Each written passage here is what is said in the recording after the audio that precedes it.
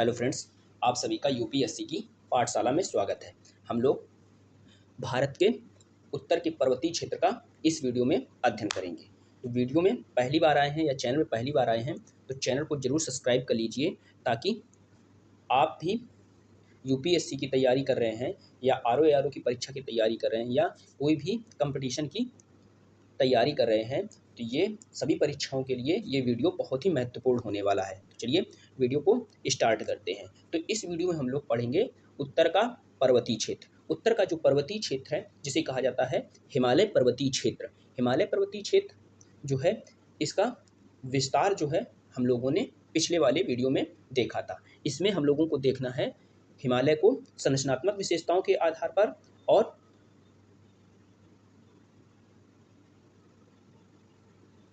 संरचनात्मक विशेषताओं के आधार पर पहले इसका वर्गीकरण देखेंगे। तो संरचनात्मक विशेषताओं के आधार पर हिमालय को 4 भागों में वर्गीकृत किया जाता है। तो सबसे जो उत्तर में श्रृंखला अवस्थित है, तो जिसे कहा जाता है ट्रांस हिमालय। तो ट्रांस हिमालय जो है, इसमें कई श्रेणियां आती हैं। जैसे ये है सबसे उत्तर में काराकोरम।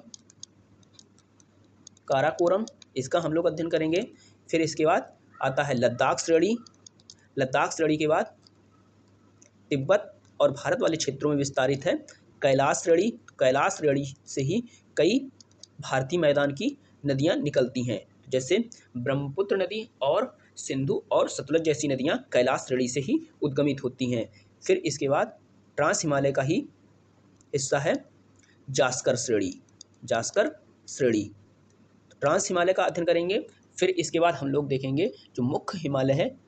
तो मुख्य हिमालय के अंतर्गत हिमालय को 3 भागों में वर्गीकृत किया जाता है। तो सबसे जो उत्तर में श्रृंखला अवस्थित है, जिसे कहा जाता है महान हिमालय। तो महान हिमालय जो है, इसकी लंबाई लगभग 2500 किलोमीटर पाई जाती है तथा इसका विस्तार जो है सिंधु नदी से लेकर ब्रह्मपुत्र नदी तक इसका विस्तार देखने को मिलता है। इसको हम लोग पढ़ेंगे। फिर इसके बाद हम लोग देखेंगे महान हिमालय के दक्षिण में जो श्रृंखला विकसित हुई है, जिसे ही कहा जाता है लघु या मध्य हिमालय। तो लघु या मध्य हिमालय जो है, महान हिमालय क्षेत्र से नदियां निकलने वाली या ट्रांस हिमालय वाले क्षेत्र से निकलने वाली नदियों के द्वारा यह जो हिमालयी क्षेत्र है, इसको कई जगह अपरदित या विच्छेदित किया गया है। तो जिसके कारण ये जो क्षेत्र है महान हिमालय की तरह अवच्छिन्न नहीं रह गया है। तो यहाँ पर कई दर्रे भी पाए जाते हैं। तो इसमें हम लोग पढ़ेंगे। सबसे पहले देखेंगे टॉपिक को, क्या क्या इसमें हम लोगों को पढ़ना है। संरचनात्मक, मेरे साथ आप लोग भी लिखते चलिए।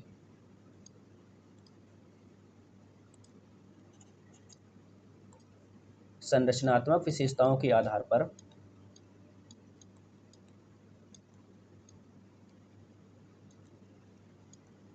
विशेषताओं के आधार पर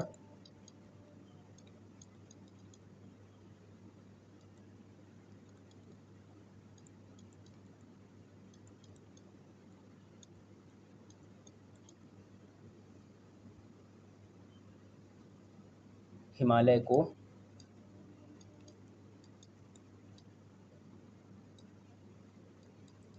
चार भागों में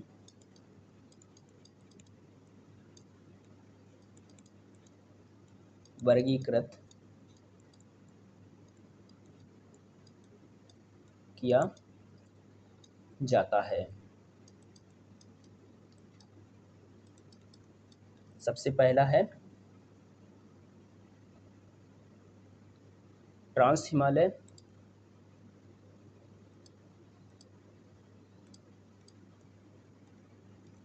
ट्रांस हिमालय, तो ट्रांस हिमालय जो है, इसका निर्माण हिमालय से पूर्व हुआ है।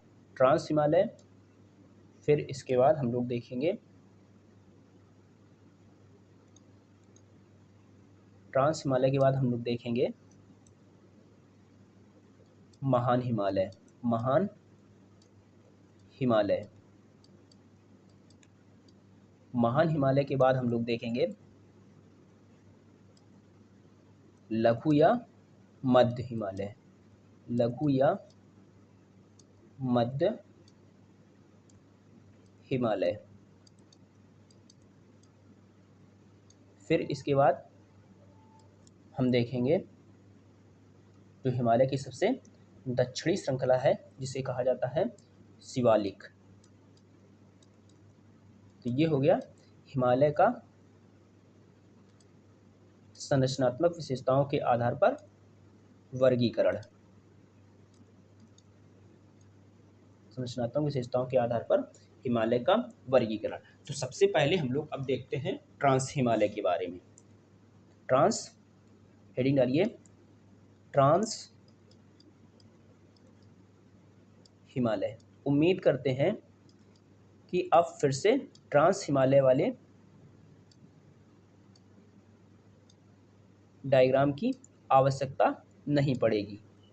कहिए तो हम इसको फिर से डायग्राम बना देते हैं। चलिए बना ही देते हैं। तो ये है ऐसे ट्रांस हिमालय। तो ट्रांस हिमालय की जो सबसे उत्तर की श्रृंखला है जिसे कहा जाता है काराकोरम। काराकोरम। फिर इसके दक्षिण में अवस्थित है लद्दाख श्रेणी।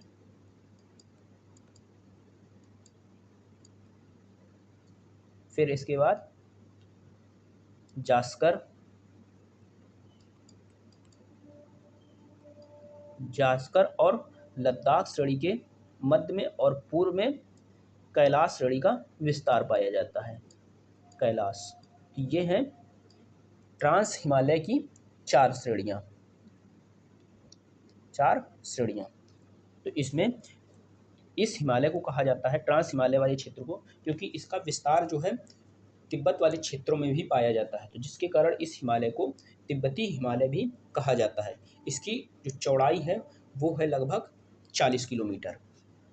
तो ये जो ट्रांस हिमालय है इसकी चौड़ाई लगभग पाई जाती है 40 किलोमीटर तथा इसकी जो लंबाई है वो लगभग पाई जाती है 965 किलोमीटर इसकी लंबाई पाई जाती है तथा यहाँ के जो शिखर हैं उनकी औसत ऊंचाई लगभग मिलती है 3100 मीटर से लेकर 3700 मीटर। इन पर्वत शिखरों की ऊंचाई पाई जाती है। तो ट्रांस हिमालय जो क्षेत्र है यहाँ पर 4 श्रेणियाँ पाई जाती हैं काराकोरम, लद्दाख, कैलाश और जास्कर श्रेणी। तो जिसमें कई अत्यधिक ऊंचे पर्वत शिखर भी पाए जाते हैं। तो काराकोरम और लद्दाख, जास्कर और कैलाश जैसे पर्वत श्रेणियों पर कई ऊंचे शिखर भी पाए जाते हैं।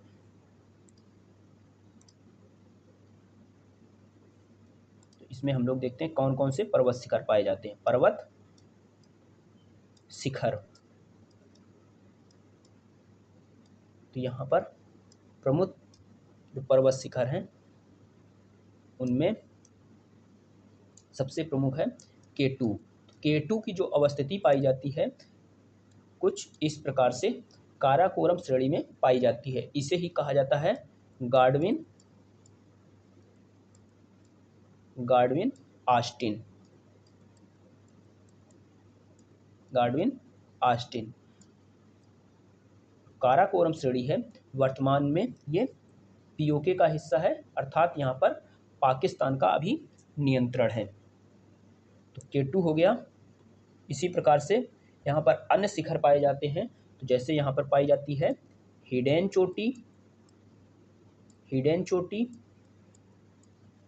इसी प्रकार से ट्रांस हिमालय वाले ही क्षेत्र में ब्राड चोटी, गसेर ब्रह्म,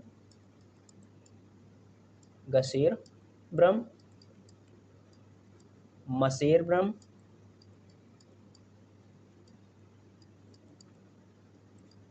इत्यादि पर्वत शिखर यहाँ पर पाए जाते हैं। तो ये जो पर्वत शिखर हैं तो इन सभी पर्वत शिखरों की जो ऊंचाई है, पर्वत शिखरों की ऊंचाई लगभग 8000 मीटर से अधिक ये पर्वत शिखर ऊंचे हैं। तो ट्रांस हिमालय क्षेत्र में पर्वत शिखर जो पाए जाते हैं इन पर्वत शिखरों के घाटी वाले क्षेत्रों में कई ग्लेशियरों का जमाव भी पाया जाता है। तो जैसे ये है ट्रांस हिमालय। इस तरह से ट्रांस हिमालय जो है इसके घाटी वाले क्षेत्रों में, ये क्या है, ये है घाटी वाले क्षेत्र, तो यहाँ पर कई हिमनदों का जमाव पाया जाता है जिन्हें ही ग्लेशियर कहा जाता है। तो वो कौन कौन से ग्लेशियर हैं उनको भी देख लेते हैं। हिमनद, हिमनद, हिमनद या ग्लेशियर।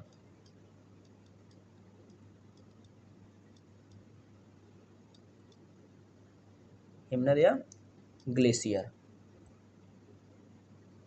तो यहाँ पर जो सबसे प्रमुख ग्लेशियर है वो है Siachen glacier. Siachen glacier. Siachen glacier वाले ही क्षेत्र में भारत का सबसे उत्तरी बिंदु इंद्राकाल भी अवस्थित है। तो सियाचिन ग्लेशियर जो है ये पाया जाता है नुब्रा घाटी में। नुब्रा घाटी, जो नुब्रा नदी है उसकी घाटी में सियाचिन ग्लेशियर का विस्तार पाया जाता है, नुब्रा घाटी। इसी प्रकार से अन्य यहाँ पर कई और ग्लेशियर पाए जाते हैं, तो जिसमें बियाफो और बाल्टोरा या बाल्टोरा, जो ये हिमनद हैं, तो ये भी ट्रांस हिमालय वाले ही क्षेत्र में पाए जाते हैं। ये पाए जाते हैं सिगार घाटी में। सिगार घाटी, सिगार घाटी वाले क्षेत्र में इन दो ग्लेशियरों का जमाव पाया जाता है, सिगार घाटी। इसी प्रकार से यहाँ पर दो और बड़े ग्लेशियरों की अवस्थिति पाई जाती है, जैसे हिस्पर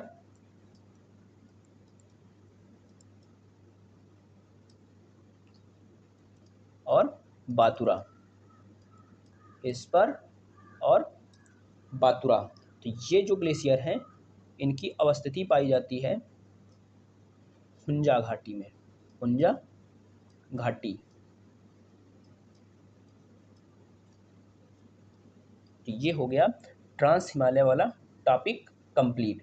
नेक्स्ट वीडियो में हम लोग देखेंगे महान हिमालय के बारे में। तो वीडियो अच्छा लगा हो तो वीडियो को लाइक करें, कमेंट करें, शेयर करें तथा बेल आइकन को बहुत ही ज़रूरी है आप लोग प्रेस कर लीजिए, जिससे कि वीडियो जैसे ही अपलोड हो आपको नोटिफिकेशन मिले और आप वीडियो को देखना शुरू करें। थैंक यू, धन्यवाद आप सभी का बहुत बहुत।